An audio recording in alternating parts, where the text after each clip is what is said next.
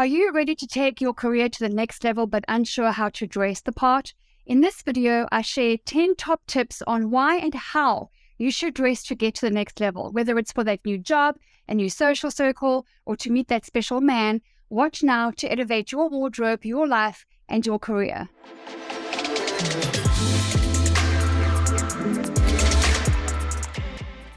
Tip number 1, you need to be dressing today for the job that you want tomorrow, that career, that business opportunity.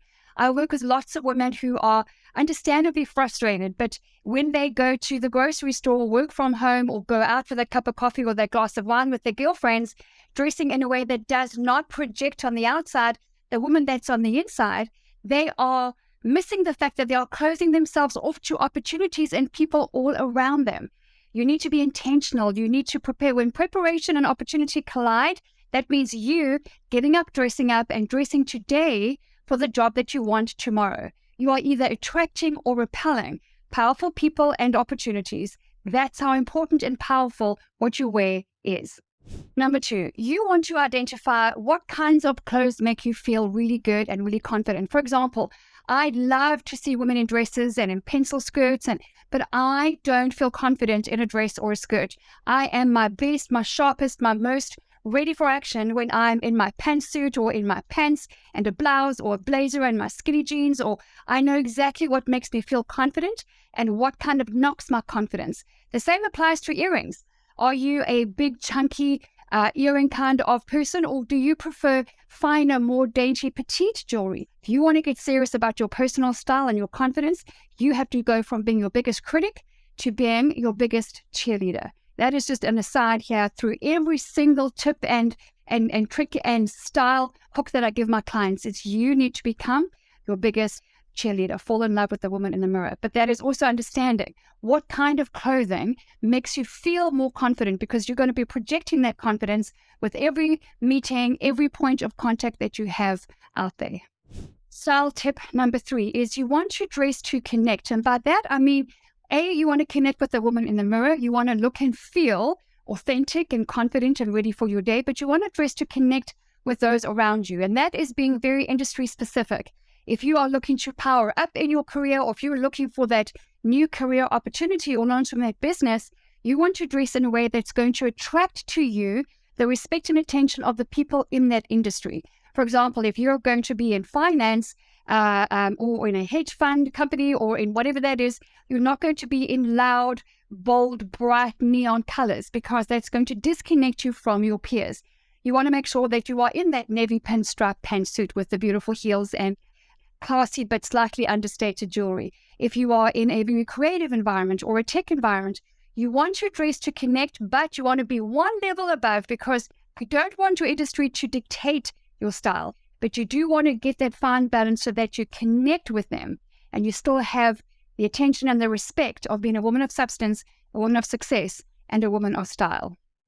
Point number 4, I hear too often, I work from home so nobody sees me. Well, you just called yourself a nobody, my love, and it's time that you stop calling yourself that. You see you. Working from home, especially if you are being paid by a company or an organization or one person to do a good job and you get paid to do that job, you better be dressing up and being the best ambassador that you can be for that brand. Authenticity is so sadly lacking in the world today.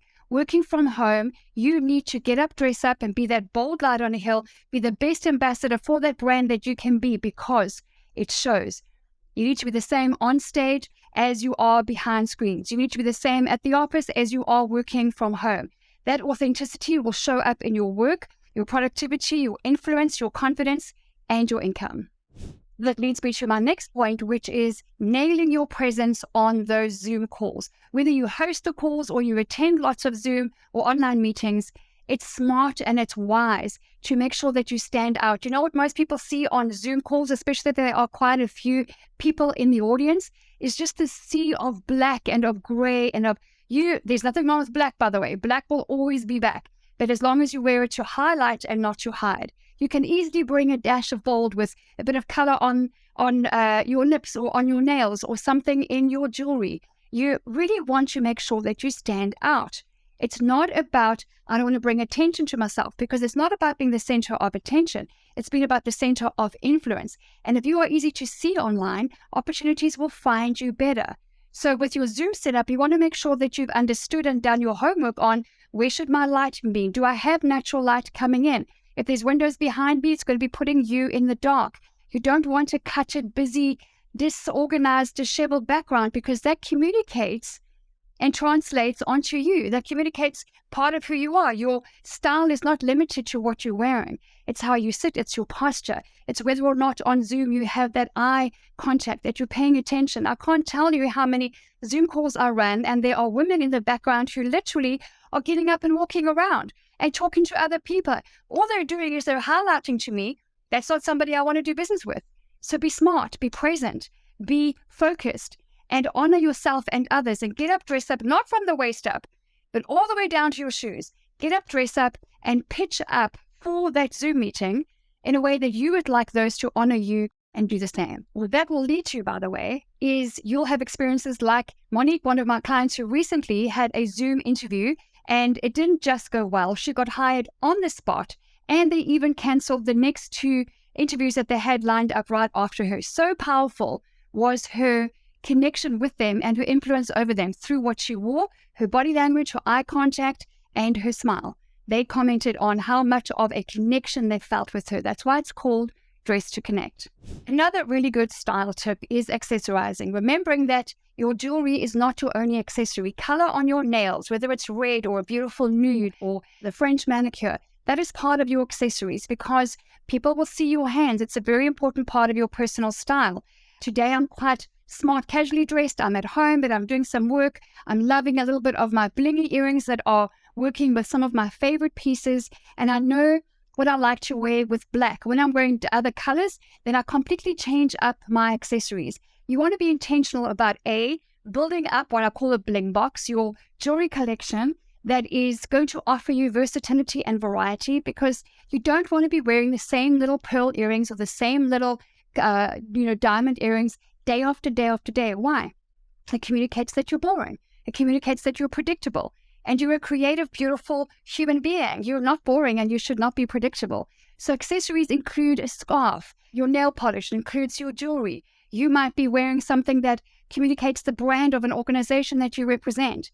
Be very intentional with your accessories and give attention to detail. It's the little things that make a big difference when it comes to personal style. And you need to have a look at your makeup skills. You do not have to spend a lot of money or spend a lot of time to look good. YouTube and other online tutorials out there today are in abundance. And so we have no excuse not to learn a new skill. Style is just a skill. So whether you like to do a fresh, light nude look with just a little bit of lip gloss, and that is how you feel confident. Some women cannot wear makeup, by the way. So you want to get into understanding what is best for your skincare. Maybe you are able to wear a dash of red lipstick and not much else. Whatever works for you, you want to invest in learning some decent makeup skills. You can go to your department store and book a consultation with a consultant who looks like she has some experience. I have nothing against the 21-year-old working there, but you want someone with experience with women, experience with skin, experience with color and with hair and with your whole look. And you want to sit with her and have a consultation and say, I'm on Zoom a lot and I need to understand what is going to work best with my skin. Is this the foundation? What kind of red do I need? Or can I try a different, what do you advise? Or I don't know what I'm looking for. I don't know what I don't know. You can start there. You can get onto YouTube. There is so much information out there. The only thing you don't want to do is nothing. Especially when we get older, you need to remember this. The older we get, we need to be more and more aware of, we can't wear these harsh, strong liquid liner under eyes because it just makes us look harsher. So I am more and more and more smudging mine underneath these days. In fact, I could even go even more of a smudge. You want to make sure that what you're presenting on the outside really lines up with the woman on the inside, and that you feel confident and that you look beautiful and that you're ready to go nail your day. I have a saying, red, enough said. Red is a color that communicates confidence more than any other color on the planet. It is a bold, beautiful, biblical color. Scarlet is a beautiful color. I did a survey years ago and I asked a large number of men, what color do you love seeing women in? And they said red. They love to see a woman looking and feeling beautiful and wearing red. So then I asked the women, what color do you love wearing the most? It makes you feel sexy and beautiful and alive. They said red. Guess what's not in your wardrobe? Red. So I am on a mission to paint the world red. And when my clients get the confidence and the know-how to understand what kind of color, what kind of shade of red to wear and how to wear it, what's best for their skin, what kind of lipstick, what shade of lipstick, they go from zero to hero in the style stakes. And they say to me, I cannot believe that just a dash of red lipstick has me feeling 70% more confident than I did yesterday. That is the power of red. All right, next point. Any single ladies out there? Let me ask you a question. If you had to describe your ideal man that you want to meet, maybe you're divorced, maybe you're widowed, maybe you have been single and never married, but you want to meet someone to do life with, that special guy, right? I ask my clients, describe to me what you're looking for. Typically, they would say confident, independent, financially successful, interesting, dynamic, adventurous, loving. And I say, okay, great. My next question is what you're wearing day to day lining up with those 7 descriptors you just gave me? The answer is usually no. You need to dress today for the man you want to meet tomorrow. It's the same as dressing today for the job you want tomorrow, or the career, the opportunity you want to attract. There are good men out there, I know them. There are good single men out there looking for good women to do life with. But you need to make sure that you're dressing today in a way that A, reflects the woman on the outside, reflects on the outside, the woman that is on the inside, because you don't know whether you'll see him at the gym or at the grocery store or at the airport. You just don't know. And B, you want to be authentic. You want to be dressing on the outside in a way that truly does reflect your character, rather than having this long list of what he must, or the boxes he must tick. What about your commitment to yourself? Are you your own biggest critic, or are you a great encourager of the woman in the mirror? Because if you're not committed to you, my friend, why would he be? Why should he be? You need to be committed to yourself. You need to be encouraging of yourself. You need to be a woman who is able to receive a compliment, especially from a man who says, wow, you look beautiful today. Are you one of those who goes, oh yeah, no, I just... No, it takes humility to receive a compliment. So you need to say, thank you, I received that, or just, thank you so much, I appreciate that. And finally, I'm going to continue blowing a myth out of the water, which is that it is expensive to look good. It is not. I'm not a brand shopper. I'm not a designer shopper. I've got nothing against the Chanels and the Pradas out there. It's just not my style. And I don't believe I've got to spend that much money to look good. I am a woman who has traveled 44 countries. I've shopped in all of them, had champagne in most of them. This is an experience that I love. I love to travel. And I know which brands afford me good versatility, good quality, across a broad spectrum of pieces and styles. I'm not a minimalist. I love diversity in my wardrobe, but you need to get to a point where you know how much of your money you are spending on. If you don't have a budget per month that incorporates your hair, your makeup, and your wardrobe, how do you know what you're spending? Every single woman, without exception, that I've worked with over the years thinks that she is spending X, and not one of them, once we've done the exercise together and tracked it, has ever said, yes, I do spend that, or actually less. Has always gone, oh my gosh, I didn't realize I was spending that much. Because when you add it all up, and how do you know what you're spending unless you're tracking it, unless you have a budget, unless you shop with a plan in hand? It's not expensive to look good, but you need a plan. You need a recipe. You need a blueprint.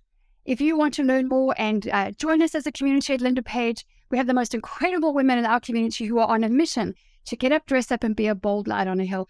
Just go and click on the link in the description. You're welcome to join one of my free webinars or join our community, because I'm on a mission to paint the world red, and I would love you to join me.